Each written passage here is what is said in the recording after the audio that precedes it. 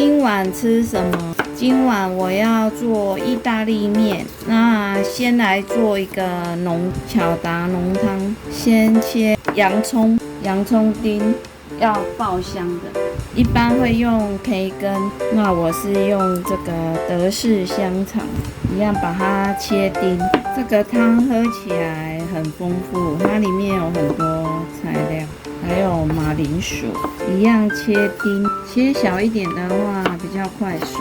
先来爆香，锅子加热，德式香肠放下来煸炒，煸的焦香，煸到金黄色，先把它盛起来。再来就是炒洋葱、红萝卜，还有蒜头爆炒。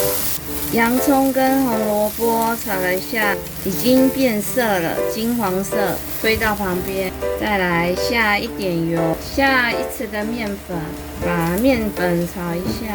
那锅底可以放奶油，我没有，我就用一般的橄榄油，油再多一点，把它炒香。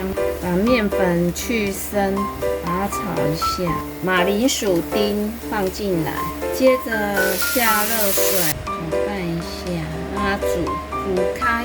煮滚，偷吃部秘密武器就是这个北海道的这个奶油玉米，它这个很好吃。那因为它这个里面有奶油，所以我刚才炒面粉的时候我就没有加奶油，就把这个放进来，让它融化。现在把它煮滚，盖着会比较快。那浓汤一定要有玉米粒，它这样是1罐，我会放大概半罐，不会放到1罐那么多。半罐的话大概这样放进去。那我剩下这边分装起来放冷冻。现在就是要把马铃薯煮软。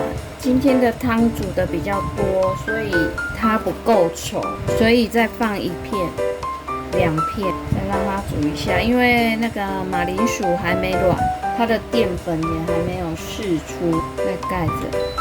汤已经滚了一段时间，那看那个马铃薯软了没？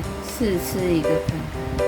这时候马铃薯已经软了，把花椰菜放进来，香肠丁也放进来，把它拌一下。那还没调味，这时候就可以调味了，下一点盐、胡椒粉、巴西里、罗勒叶、意大利香料都可以，试看看味道。哇，这一锅汤好香哦，颜色也很漂亮。这样可以的，起锅，这样就完成了巧达浓汤。